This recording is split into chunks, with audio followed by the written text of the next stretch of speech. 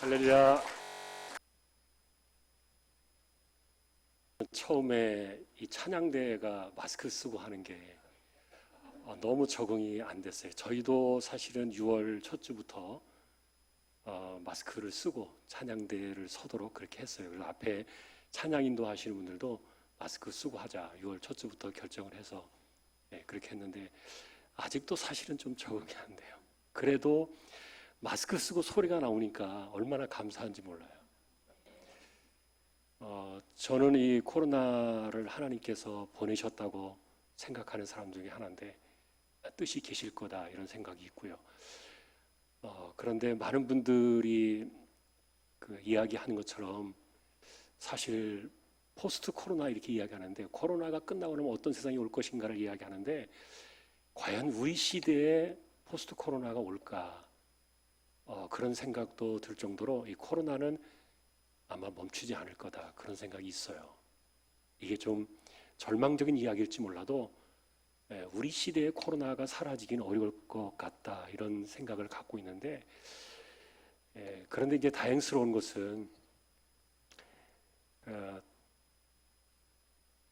그 정은경 씨인가요?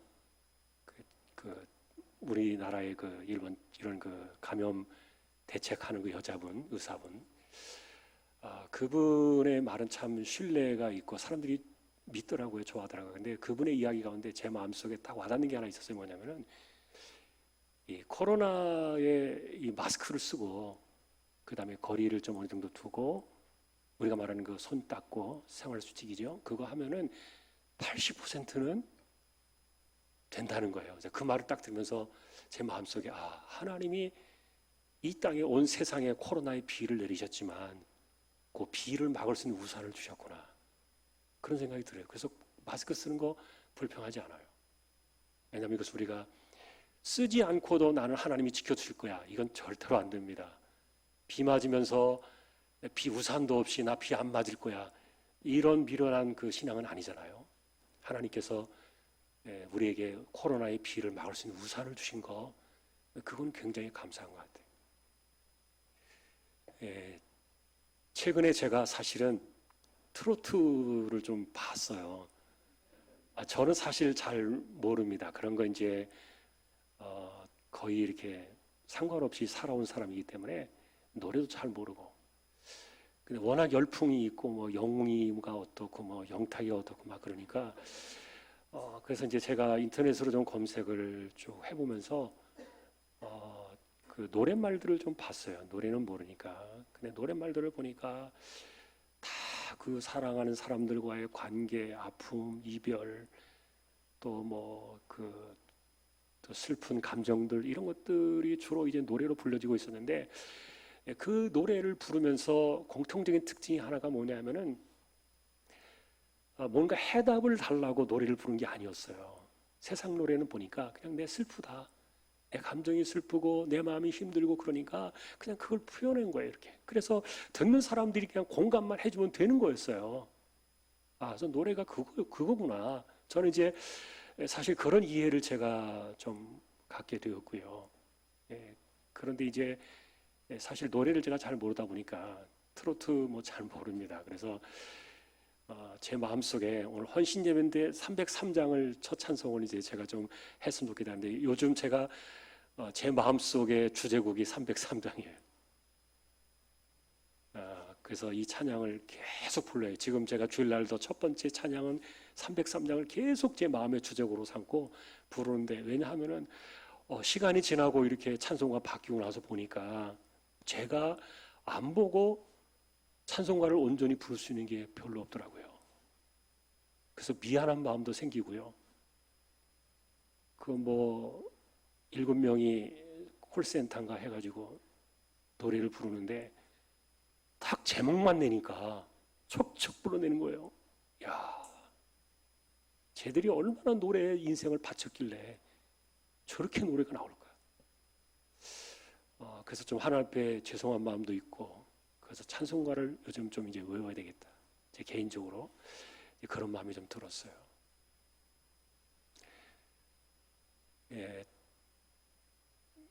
지난주 금요일 날 제가 들은 이야기인데 제가 그 시흥시의 신촌동에 교회가 있습니다.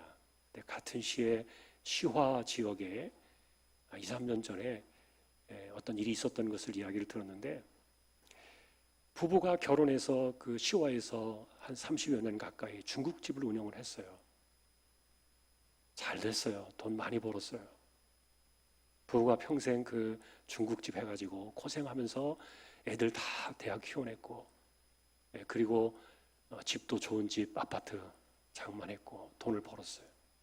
그래서 이 부인도 주방에 들어가서 주방장으로 일하면서 그 뜨거운 열기를 맡으면서 기름튀김 속에서 30년을 거기에 인생을 바친 거죠. 그러면서 이렇게 잘 되기를 바라고 꿈을 꾸고 거기에 인생을 걸고 살아왔는데, 그런데 한 몇 년 전에 이렇게 어느 정도 이제 부자가 되고 그러니까 남편이 이제 바람이 났어요.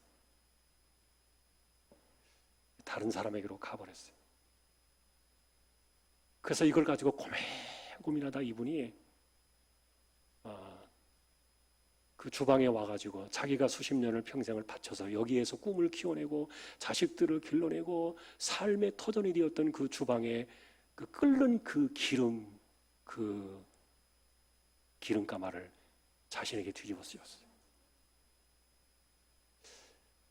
그리고 소생하지 못하고 돌아가셨는데 슬픈 이야기를 들었어요. 사실 그래서 사람들의 희망은 우리가 영원하지 못하는 것에 이렇게 걸고 살다가 하나님이 빠져버린 그 삶 속에서 갑작스러운 일들이 닥쳐오니까 견뎌내지 못해요. 사람들이 무너지는 것이죠. 오늘 제가 좀 다른 이야기를 좀 해서 이렇게 죄송합니다만 그래도 시간은 제가 맞추겠습니다. 제가 이번 주에는 그 시편을 좀 개인적으로 묵상을 하면서 고라자손의 시를 좀 생각할 기회가 있었어요. 그 중에 이제 특별히 46편에 보면은 그 알라못에 맞춘 노래라는 그 표제가 있는데, 그 알라못이라는 단어가 뭐냐면 여자를 가리키는 단어예요. 여자가 먼저 선창을 하면 남자들이 그 선창을 따라서 쭉 찬양을 하는, 이게 알라못에 맞춘 노래인데, 그런데 이게 고라의 자손들이 쓴 시였고요. 그래서 저는 이제 이걸 보면서 그 찬양의 핵심이 뭐냐면은 하나님만을 피난처로 삼자는 거예요. 어려운 일이 있고 위기가 찾아오고, 그리고 마치 산을 덮을 만한 그런 그 쓰나미의 폭풍과 몰아친다 할지라도 하나님만을 피난처로 삼는 사람들은 그분에게서 힘이 나오고 도움이 나온다. 그러니 하나님이 하나님 되심을 알자. 그게 이제 그 시의 핵심이었는데, 그런데 제가 은혜 받았던 것은 이 시를 쓴 분들이 고라 자손인데, 그런데 여러분 고라가 어떤 분이에요? 이분이 모세 시대의 모세의 사촌 형제입니다. 고라가 모세의 사촌 형제인데, 이분이 그만 그 모세와 아론의 지도력에 대해서, 지도권에 대해서 욕심을 품어가지고 대적을 했죠. 그랬다가 하나님께서 거기에 함께 가담했던 사람 누굽니까? 고라, 다단, 아비람, 온, 이 네 사람의 그 리더들, 그들을 땅이 갈라지게 해서 한 번에 삼켜버렸어요. 그리고 거기에 가담했던 족장 250명을 재단으로도 불이 나가지고 그들 다 태워 죽였습니다. 엄청난 사건이었고요. 그리고 사실은 이 사건은 고라를 불명예스럽게 죽게 만든 가정의 불행한 사건이었어요. 그런데 아버지를, 그러니까 잃은 사람의 입장에서 아버지를 갑자기 잃어버리고 집안이 이렇게 불명예스러운 가운데 한꺼번에 곤두박질 친 사건이죠. 근데 왜 고라의 이름을 계속 썼을까를 생각해 본 거예요. 그 아버지 이름 지우고 싶잖아요. 실패한 아버지고, 그리고 하나님께 벌을 받은 아버지고, 그런데 시편 어디를 보더라도 고라 자손이라고 나와요. 자신들의 이름을 쓰지 않고 그 불명예로 떠나간 그 아버지의 이름을 그대로 쓴 거예요. 왜 그랬을까? 이걸 누가 하게 했을까? 저는 그것이 어머니였다고 생각해요. 왜냐하면 고라의 세 아들이 살아남아요. 이들은 아버지의 반역에 참여하지 않아요. 그래서 이 세 아들들이 하나는 찬송하는 자로, 하나는 성전 문지기로, 또 하나는 성전에서 빵을 굽는 자로, 이렇게 세 아들이 각각 그 섬기게 되는데, 자신의 그 남편이 이렇게 불명예스럽게 어느 날 갑자기 졸지에 죽었잖아요. 그리고 집안이 어쩌면 민족적으로도 손가락질 받을 수 있는 그런 상황에 내몰렸는데, 이 부인이 만일에 거기에서 무너져 버리면 그 집안은 일어나지 못하는 거예요. 그런데 이 아내요 어머니였던 이분이, 그 이름은 나오지 않지만 남아있는 세 아들들에게 그것을 가르쳤을 거예요. 우리의 피난처는 하나님이시다. 그래서 아버지의 이름을 쓰게 했고, 그리고 그 아버지의 불명예를 하나님을 의지하는 그 신앙의 힘으로 후손들이 이렇게 세운 거예요. 그래서 저는 고라 자손이라는 그 말을 쓴 걸 보면서 위로가 됐어요. 만일에 안 좋게 떠나간 사람들이 있으면 그 사람을 지워버리고 싶고 잊어버리고 싶고 이럴 텐데, 그런데 그 아내였던 분이 그것을 지우지 못하게 했다. 나는 그렇게 생각하는데, 그래서 아들들에게 가르쳐준 노래가 시편 46편인데 어머니가 그 아들들에게 부른 노래였을 거예요. 하나님만을 나의 피난처로 삼아라. 그분이 나의 힘이시오 도움이시다. 그리고 어떤 상황이 온다 할지라도 우리는 하나님이 하나님 되심을 알자. 그 노래를 부르는데, 그런데 이것이 이제 전통이 되어가지고 유대인들 사이에서, 그래서 사실은 이 노래가 쓰여졌던 것들을 보면은 예배할 때 쓰여진 노래니까 시편이 여자들이 그 멜로디로 소프라노로 쫙 부르면은 남자들이 뒤를 따라서 노래를 쫙 부르는 노래예요. 이 다른 노래는 그렇지 않아요. 여자들이 보통 공예배에 찬양대로 세워진 것은 불과 200~300년밖에 안 됩니다. 주로 남자들이 찬양들을 했어요. 그런데 이 46편은 그 고라의 아내로부터 이 노래가 시작되었을 것이다 이렇게 추정이 되는데, 그래서 이 노래가 그래서 여자들의 노래. 근데 저는 이걸 생각해 보면서 왜 이것이 시편 안에 들어왔고 그것이 왜 여자들의 노래로 남았을까, 흔적을 남겼을까, 이런 생각해 보니까요, 위기가 찾아오면은 제 개인적인 생각입니다만 여자들이 훨씬 더 강한 것 같아요. 남자들보다도. 그리고 남자들은 현장에서 부딪히다 보니까 많이 지쳐요. 그런데 그 지치고 힘들어하는 그 남자들을 위해서 여자들이 격려의 노래를 부르는 거예요. 신앙의 노래를 부르는 거예요. 그 노래가 현장에서 지쳐가고 힘들어하는 그 남자들을 불러일으키고, 그리고 그 무너져가던 집안을 세우는데 큰 역할을 했던 거예요. 여러분, 그래서 이렇게 코로나 같은 위험한 시기가 다가올 때는요, 여자들이 일어나야 집안이 희망이 있습니다. 여자들이 무너지면요, 여자들이 희망을 잃어버린 그 집안에게도 희망이 없어요. 하나님께서 그렇게 우리에게 말씀하시는 하나의 방편들도 있다는 것들을 우리가 생각해 보면 좋겠습니다. 신앙생활 같이 하면서 여러분들은 어떠신지 모르겠지만 저도 목회자 입장에서 좋은 사람, 든든한 일꾼 하나 옆에 있으면 얼마나 그 사람이 힘이 되는지 몰라요. 사실은 저희 교회에서도 말없이 다른 분들이 다 묵묵히 자신의 일들을 잘 하지만, 그러나 속 썩이는 분들이 있어요. 힘든 분들이 있어요. 그래서 그분만 보면은 마음이 힘들 때가 있어요. 우리 목사님은 그런 분들 있을지 없을지 모르겠으나 제가 안 물어봤으면 없답니다. 지금 아주 예, 진실이겠죠. 정말 힘들게 하는 분들이 계세요. 그래서 이렇게 보면 그분 때문에 막 제가 스트레스가 되는 경우도 있고, 그런데 그래서 사실은 한편으로 평생을 살면서 하나님이 좋은 동역자 붙여주세요, 이제 그런 기도를 했어요. 그런데 하나님이 저에게 똑부러지게 그런 기도를 응답 안 해주신 것 같아요.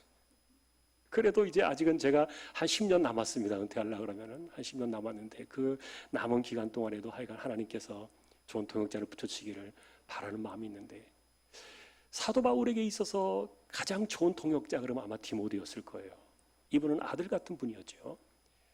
연배가 그렇게 많이 차이 나진 않아요. 왜냐하면은 실제로 사도 바울이 디모데를 만났던 때는 1차 전도 여행 때였는데, 그가 살고 있었던 그 루스트라 이고니온 그 지방에 바울이 1차 전도 여행으로 갔을 때 디모데를 만났어요. 근데 그때 디모데의 나이가 20대 아마 후반쯤이 아니었을까 이렇게 추정을 합니다.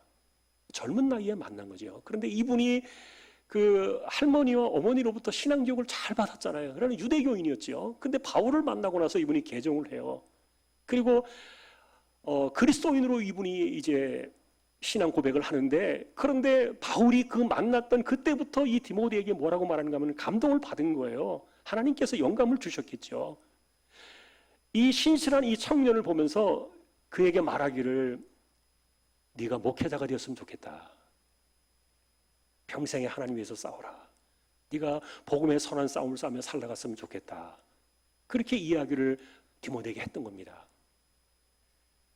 그게 이제 디모데 전서의 흔적 속에 나오는데, 그래서 이 디모데가 그때 이 바울의 말에 감동을 받고 헌신을 다짐해요. 그리고 평생을 그때부터 바울과 함께 선교 여행을 다녀요. 그 만났던 그때부터 말이에요. 그 당시에 바울의 나이는 이제 40살이 조금 넘어선 초반의 나이예요. 40 초반의 나이고, 그리고 이제 여기는 20대 후반이니까 15년 정도 차이가 나는 걸로 보여지는데, 그래도 아들이라 이렇게 말해요. 그러니까 영적으로 굉장히 애착이 가고 귀한 믿음의 사람이었는데,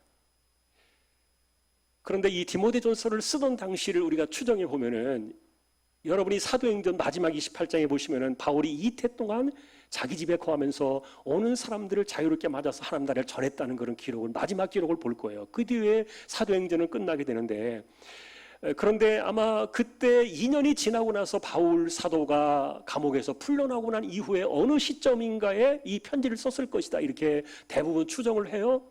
그런데 그때 에베소에다가 이 디모데를 남겨놓은 거예요. 왜냐하면 목회하도록, 그가 목회를 할 수 있도록 디모데를 에베소에 남겨놓았는데, 그런데 에베소에서 목회를 하려는 그 디모데에게 편지를 쓰면서 몇 가지 그 교회 안에서 있었던 일들을 이야기한 겁니다. 그 중에 이야기한 것이 이제 앞부분에 보면은, 그 유대 출신의 전통을 가지고 있었던 이 신앙인들이 자기가 옛날에 유대교적으로 믿었던 그 전통을 안 부리는 거예요. 이거를 가지고 와서 그대로 고집을 부리면서 이 복음의 그 능력과 자꾸 충돌을 일으키면서 자신들의 고집을 꺾지 않았다는 거예요. 그래서 사도 바울은 그것을 이야기하면서 복음이 그렇게 섞여서는 안 된다. 여러분, 복음은요, 원서 그대로 가야 되는 거 아닙니까? 이 복음 안에는요, 뭐가 자꾸 붙을수록 문제가 생기는데, 그래서 사도 바울이 이제 디모데에게 그 이야기를 하고, 그 다음에 자기의 이야기를 해요. 왜 이 이야기를 하는지가 이제 오늘 본문의 핵심적인 전달하는 내용인데, 자기의 이야기를 어떻게 하느냐 하면은 이렇게 말합니다. 나는 비방자요, 박해자요, 폭행자였다. 그리고 나는 죄인 중에 괴수였다. 사실은 이때 이 편지를 쓰던 때의 나이가 아마 바울 사도가 제 나이쯤 되지 않았을까 생각이 들어요. 제 나이 여러분 잘 모르시죠? 그러나 어쨌든 제 나이쯤 됐습니다.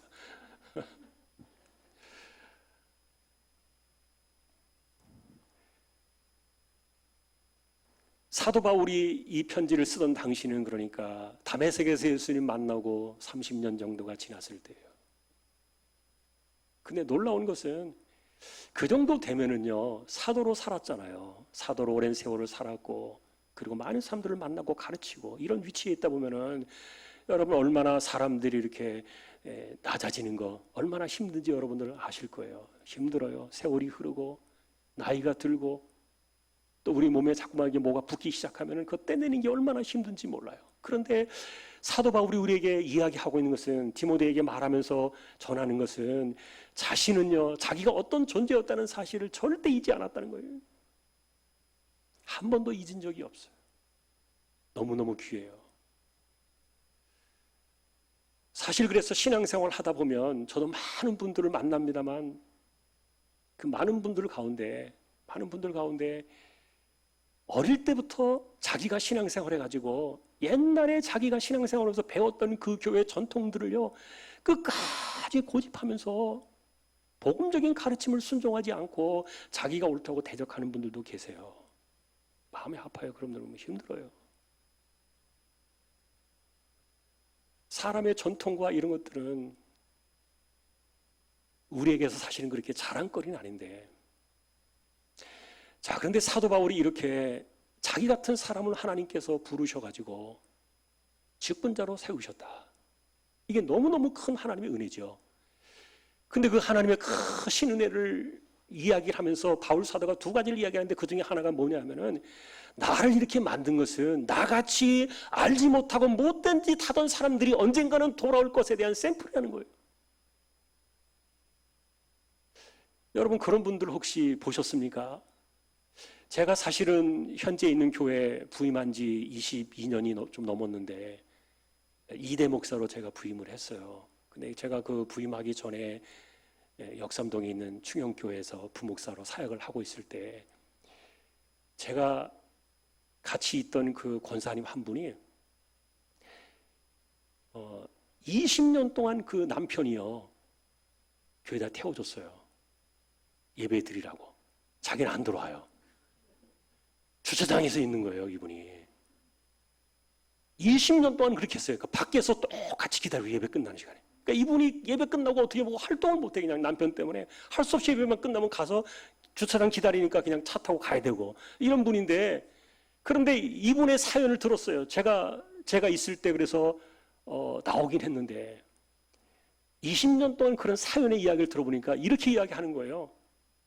자기가 20여 년 전에 자기 부인 따라가지고 예배당을 처음 나왔는데, 근데 이분이 담배를 많이 피워요. 골초예요. 가만히 있으면 막 냄새가 막 폴폴 나요. 이렇게. 저를 만났을 때도 냄새가 정말 많이 나더라고요. 그런데 자기가 냄새를 좀 나니까 집에서 막 향수도 뿌리고 막 털고 이래가지고 사람들이 없는 이런 구석에 가서 이제 그래도 앉는다고 자기 딴에는 배려한다고 옆에 가서 앉았는데, 그런데 그 주변에 있는 사람들이 계속 쳐다보는 거예요. 담배 냄새가 많이 나니까. 한 사람 한 사람 쳐다보는 그 슬금슬금 지나가면서 쳐다보는 그 눈총이 이 사람의 마음을 20년을 막아버렸어요. 탁 닫아버렸어요. 그리고 20년 동안은 자기도 가고 싶지만 쉽게 자기가 담배를 끊을 수가 없으니까 부인만 이렇게 예배당에 보내놓고 주차장에서 차 안에서 기다리고 1시간을 기다리고 있다가 그렇게 했어요. 20년을. 그 20년이 지난 후에 이분이 나온 거예요. 그때도 담배 냄새가 많이 나는데 그랬어요. 제가 주변의 사람들한테 이야기해 놓을 테니까 신경 쓰지 말고 앉아 계시라. 괜찮다. 냄새 나면 좀 어떠냐. 좀 배려해가지고 그 주변에 그래서 앉지 말라 그랬어요. 자리를 잡았을 거예요, 이분이. 그런데 저는 그런 모습들을 보면서요, 잘 모르고 그런 사람들이 있어요. 근데 바울이 그런 사람들에게 샘플이라는 겁니다. 반드시 돌아온 사람들이 있다는 거죠. 언젠가는 하나님께서 그들을 돌아오게 하신다는 거예요. 그러니까 지금은 모르고 그러지만, 그래서 사도 바울이 내가 예전에 이런 사람이었는데 하나님께서 내가 모르고 그렇게 하던 것을 갖다가 하나님께서 욕하지는 않으시지만 책망하고 때리고 그 다음에 과거의 것들 가지고 트집 잡고 이런 적이 한 번도 없잖아요. 사람만 뒤끝이 있지 하나님은 뒤끝이 없으세요.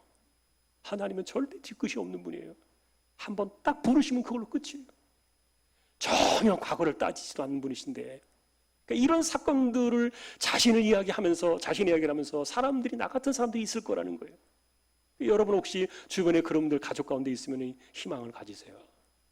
반드시 하나님께서 돌아오게 하실 때 모든 것들을 다 덮으실 거예요. 그래서 사실은 착한 양심이라는 이 주제가 그거예요. 내가 어떤 사람이었다는 것을 잊지 않는 것. 저는 이 착한 양심이라는 이 말이 그냥 뭐 사람이 온순하다든지 그냥 우리가 보통 말하는 법 없이 산다든지 좀 좋은 사람 뭐 이런 개념으로 착한 양심을 생각했는데, 바울 사도가 여기서 디모데에게 말하고 있는 그 의도는 뭐냐면은 내가 어떤 존재였는가를 잊지 말라는 거예요. 하나님 앞에서. 이게 착한 양심이었어요. 올챙이 시절을 잃지 않는 거예요. 참 중요해요. 오늘 제가 이렇게 일반적으로 주일날 있던 교회, 제가 섬기는 교회에서는 이런 이야기를 잘 많이 못하는데, 오늘 제 교회가 아니니까 좀 이렇게 편하게 제가 이야기를 해서 참 감사합니다.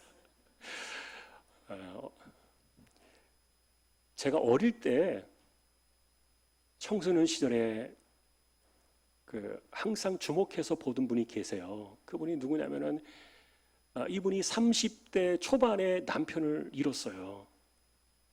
그래서 아들이 셋이 있는데 이 집사님이 아들 셋을 키우는데 벌써 한 40년 전, 50년 전 이렇게 되니까 오랜 세월 전에 얼마나 고생을 많이 했겠어요. 그러다 보니까 그 아들들이 사실은 공부도 제대로 못 가르쳤어요. 초등학교도 제대로 아마 못 나왔을 것 같은 그런 생각이 들고. 근데 이분이 어떻게 살았냐면은 남의 집 살이였어요. 이게 옛날에는 가정부라 그랬어요. 식모였죠, 식모. 그럼 식모라는 말이 익숙하신 분들도 계실 거예요. 그러니까 주일날 밤에 들어가서 토요일날 저녁에 나와요. 주일날만 하루 쉬어요.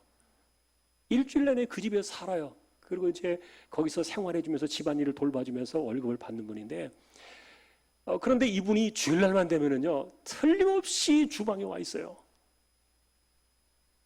그래서 주방에 와가지고 설거지를 하는 거예요. 근데 제가 올 때부터 그걸 계속 보는 거예요. 근데 또 기가 막힌 것은 여름에 수련회 때, 저는 여름 수련회, 겨울 수련회 항상 학생 때 했는데 따라갔는데, 겨울 수련회 때는 못 봤지만 여름 수련회 때면 이분이 꼭 휴가를 내가지고 2박 3일 따라와가지고 밥을 해주세요. 그렇게 제가 10여 년 이상을 봤어요. 그리고 제가 청년이 돼가지고 그분에게 이렇게 그때 청년이 됐을 때 이분이 50 한 후반쯤 됐을 때인데, 50 한 후반쯤 됐는데 권사 그 공동회에서 올라갔다가 후보로 올라가 탈락이 됐네요. 떨어졌네요.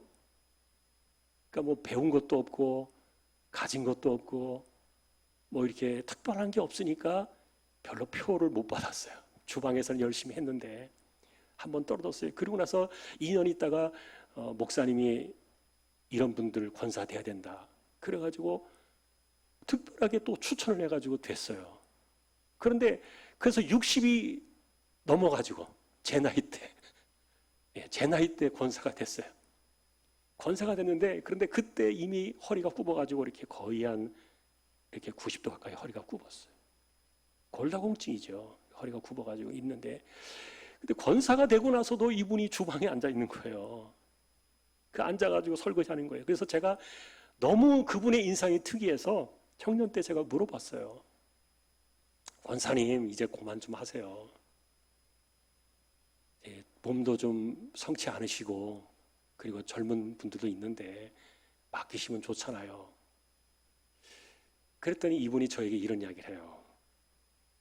내가 사실 남편이 세상 떠나기 얼마 전에 하나님 만나서 예수 믿기 시작했는데, 남편 그렇게 갑자기 가고 나서 평생을 거의 남의 집살이 하면서 가난하게 살아서 헌금을 못했다는 거예요. 헌금을.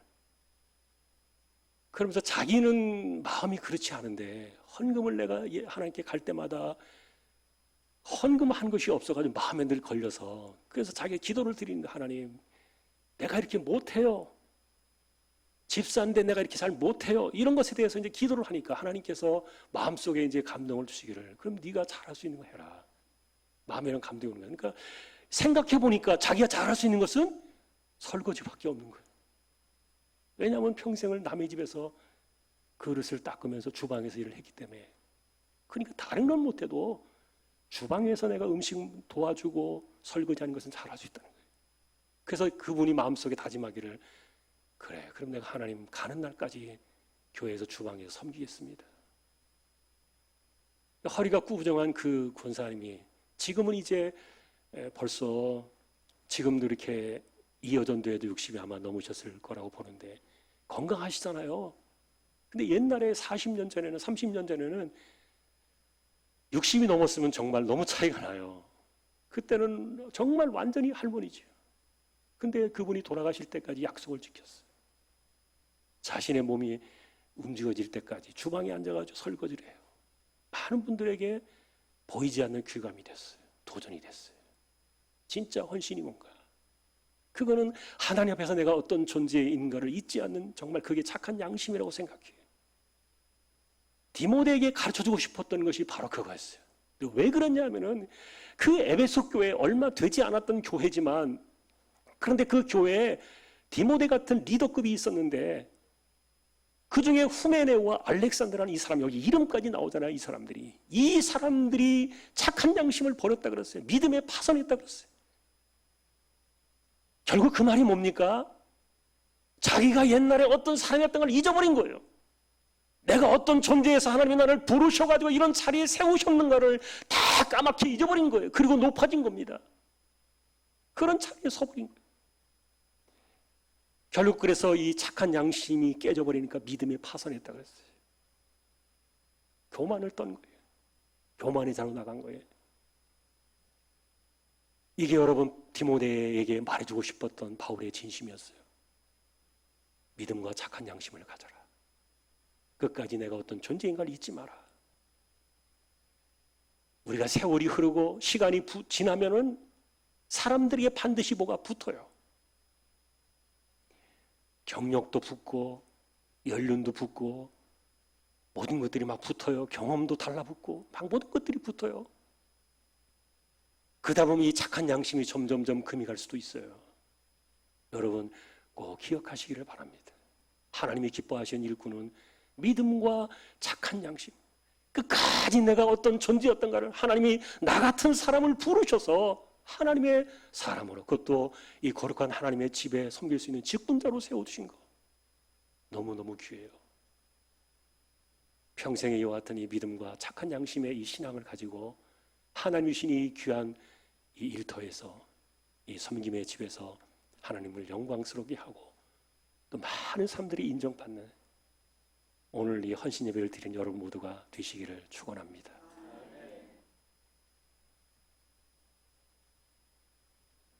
네. 조금 더 해도 됩니까? 네. 제가 오늘 시간을 맞춰주겠다고 약속을 해서 마지막 그 디모데 이야기만 하고 제가 말씀을 맺겠습니다. AD 64년에 로마시에 불이 났습니다. 7월 달입니다. 그때 더운 바람이 많이 불어가지고 그 로마시의 황궁 옆에 있는 쭉 따닥따닥 이렇게 붙어 있는 재래시장 같은 그런 목조로 된 2층 그런 집들이 쭉 시장을 형성하고 있었는데 불이 나가지고 거의 다 태웠어요. 그래서 이 불난 사건 때문에 그 당시에 네로는 별로 걱정하지 않았어요. 그 당시에 네로도 20대 중반 간 넘긴 아주 젊은 청년이었어요. 젊은 황제였죠. 그런데 1년 정도가 지났을 때 무슨 일이 벌어졌냐면 사실은 이제 네로가 야망이 있어가지고 궁궐을 좀 넓히고 싶은 거예요. 황궁을 좀 넓히고 싶었는데 그 시장 바닥 때문에 못 나가는 거예요. 그래서 시장 바닥을 좀 어떻게 사가지고 하려고 계속 시도를 했는데 이 사람들이 자꾸 값을 비싸게 부르는 거예요. 이건 뭐 사람의 본성이니까. 그래서 이 황궁을 확장하지 못하고 그랬는데 갑자기 불이 나버렸잖아요. 그러니까 옆에서 이렇게 좀 뭡니까 아부하는 신하들이 와서 잘 됐습니다. 저거 지금 이때 헐값에 사드리십시오. 그래가지고 불난 거 울며 겨자 먹기로 헐값으로 그 땅을 사들였어요. 네로가.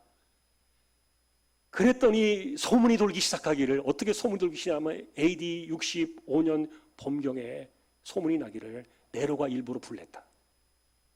저 땅을 헐값으로 저거를 살려고 해도 못 사게 하니까 저 땅을 일부러 다 뺏어가려고 불을 냈다. 이렇게 소문이 막 퍼져버린 거예요. 그러니까 이제 네로가 난리가 났어요. 그래서 원로원에 소집을 해가지고 회의를 진행하는데 이거 누군가에 뒤집어 씌워야 된다. 그래서 그때 나왔던 게 거기에서 거론된 사람 이름이 둘이에요. 한 사람이 첫 번째가 바울이었어요. 두 번째가 베드로였어요. 이 둘을 죽여야 된다. 이 둘을 주범으로 해가지고 기독교인들에게 이 죄를 씌워야 된다. 그들이 불냈다고 말해야 된다. 그래서 그때부터 AD 65년 경부터 불시험이라고 말하는, 베드로가 불시험이라고 예고했던 베드로전서의 대환란 사건들이 일어납니다. 근데 그 당시에 그래서 이제 네로가 두 사람을 체포령을 내리는데 AD 65년경에 바울과 베드로에 대한 체포령을 내렸는데 그 당시에 베드로는 그 로마시에 있었고요. 바울은 떠나가지고 이 에베소 어딘가에 있었어요. 디모데 근처에, 디모데가 같이 있는 이 근처에 있었는데 거기에서 그가 2년이 지난 66년도, 불나고 2년이 지난 AD 66년경에 7월달, 그것도 여름에 잡힙니다. 붙잡혀가지고 바울이 한 2,000km 가까이 되는 1,000km가 넘는 그 먼 거리를 개처럼 끌려갑니다. 개처럼. 그러니까 터키에서 붙잡혔는데 터키의 여름 날씨는 너무너무 더워요. 막 그 열기가 막 40도, 45도, 막 50도 가까이 이렇게 막 그 뜨거운 열기인데, 그러니 그때는 뭐 옷 같은 걸 제대로 입을 수가 없죠. 그냥 그 뭐 여름 옷 그대로 입은 거죠. 근데 그 여름 옷 입은 그대로 끌려왔는데, 끌려와서 붙잡혀 온 것이 로마에 왔는데 그게 한 몇 달 걸린 거예요. 몇 달 걸려서 끌려왔어요. 그러고 나서 시간이 흘러가지고 겨울이 되었는데, AD 65년 66년, 67년경 정확하진 않은데 그해 겨울쯤에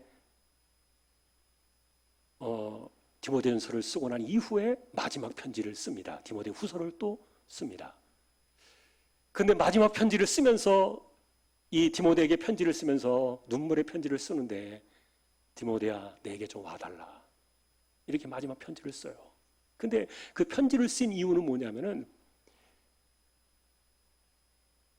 바울이 여름에 얼떨결에 잡혀왔는데 11월 달이 넘었어요. 로마 감옥에 차가운 감옥 바닥에 있는데, 이탈리아는 또 겨울이 되면 우리만큼 춥습니다. 그러니까 막 추위를 견디지 못하는 거예요. 60이 중반이 훨씬 넘은 이 노인이, 그 당시에 노인이 이 추위를 견뎌낼 수가 없어요. 디모데에게 편지를 하면서 내 겉옷을 좀 갖고 와라. 내가 입고 있던 그 겉옷을, 급하게 놓고 왔던 그 겉옷을 좀 가져와라. 그리고 내가 평소에 읽던 그 성경책, 허겁지겁 붙잡혀 오다 보니까 놓고 온 거예요.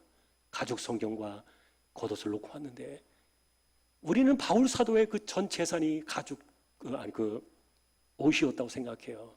그렇게 말하고 있어요. 왜냐하면 그분은 순회 선교자였기 때문에, 순례자였기 때문에. 그런데 그 옷이 어떤 옷이냐면은, 여러분 혹시 군인들이 판촉이라는 옷을 이야기하는데, 이렇게 목만 이렇게 쏙 내놓고 모자 쓰고 이렇게 쭉 외투 같은 그런 게 있어요. 판촉이라 그래요. 비 올 때 우비 대신 쓰는 건데, 그런 옷이 있습니다. 근데 바울이 이야기했던 옷이 그런 옷이에요. 딱 이렇게 머리만 뒤집어 씌우고 쭉 내려가는. 그러니까 이게 추울 때는 이불도 되고, 비가 올 때는 그 비 가림도 되고, 이런 옷이에요. 근데 너무너무 춥고 힘들기 때문에, 그리고 바울이 그 감옥에 갇혀 있을 때 그 당시에는 밖에 있는 그 가족들이 먹을 것을 넣어줘야 돼요. 근데 바울에게는 넣어줄 사람이 없어요. 왜냐하면 주동자로 잡혀왔기 때문에, 바울과 아는 사람이라고 관계가 결정이 되면 그 사람도 죽습니다. 그래서 아무도 바울에게 우리가 말하는 그 사식을 넣어준 사람이 없는 거예요.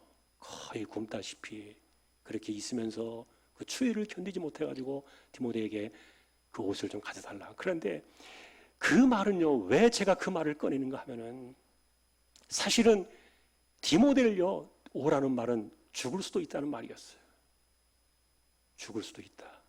만일에 디모데가 그 옷을 가지고 와서 바울과 관련된 사람의 것을 알면은 디모데 역시 죽음을 면치 못합니다. 그럼에도 불구하고 너무 힘들었기 때문에 바울이 디모데에게 오라고 편지를 보냈던 건데, 근데 그 당시에 이 디모데가 기록에 보면은 위장병도 있어가지고 몸도 안 좋고 힘들고 막 그랬던 때예요. 근데 이 자기 아버지 같은 이 사역자 바울이 오라 하시니까, 그 에베소에서 그 당시에 그 옷은요, 그 지역 이름이 거기 이렇게 무슨 목마에 이렇게 무슨 목마 있었죠. 트로이 목마이죠. 트로이에, 그때 옷을 트로이에 놓고 왔었는데, 트로이는 한 40km 정도 떨어져 있습니다. 에베소에서. 그래서 에베소에서 트로이까지 갔다가 그 바울이 남겨놓은 옷과 가죽 성경을 들고 다시 와서 그 먼 거리를 쭉 돌아서 가는 거예요. 다른 사람을 데리고 갈 수가 없어요. 가면 죽으니까. 그러나 디모데는 죽음을 각오하고 갑니다. 바울이기 때문에. 그래서 먼 거리를 돌아서 그가 한 달이 넘어서 도착을 하는데, 그때는 이미 바울이 이 세상 사람이 아니었어요. 예. 죽은 뒤에 디모데가 바울의 그 흔적을 만나게 됩니다. 그런데 이제 그 바울이 죽을 때 그 이야기가, 여러분들이 아마 성지순례 갔다 오신 분들은 거기를 다녀오신 수도 있겠는데 트레 폰타나라는 지역으로 지금도 거기 남아 있는데 바울을 죽일 때 큰 돌 위에다가 목을 놓고 이렇게 눕게 하고 도끼 같은 것을 목을 쳐서 순교를 당했는데, 그런데 바울의 목에 칼날에 탁 쳐나갈 때 이 목이 3번을 탁 튀어요. 탁탁탁 이렇게 3번 튀고 멈췄는데, 그런데 이 바울의 목이 튀었던 그 곳에서 샘이 터졌어요. 지금도 있어요, 샘이. 그게 트레 폰타나예요. 이탈리아에 가면은 그 도시에 있어요. 그리고 거기에 바울 사도가 목베일 때 쓰였던 그 돌이 세워져 있어요. 피 묻은 흔적이 있어요. 수많은 사람들을 순교하게 만들었던 그 돌인데,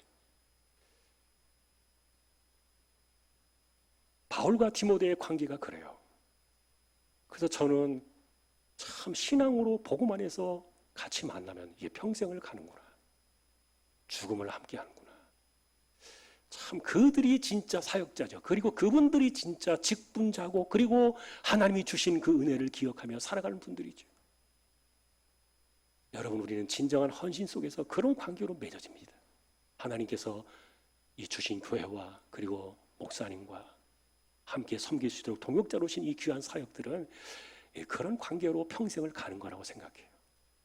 믿음과 착한 양심을 버리지 않고 그 가운데 하나님께 영광을 돌리는 우리 전도회와 모두가 될 수 있기를 주님의 이름으로 축복합니다. 감사합니다. 하나님, 영광을 받으시옵소서. 주신 직분과 사명을 평생에 잘 헌신하며 감당하며 살아가는 귀한 종들이 다 되게 하여 주옵소서. 존귀하신 예수님의 이름으로 기도합니다. 아멘.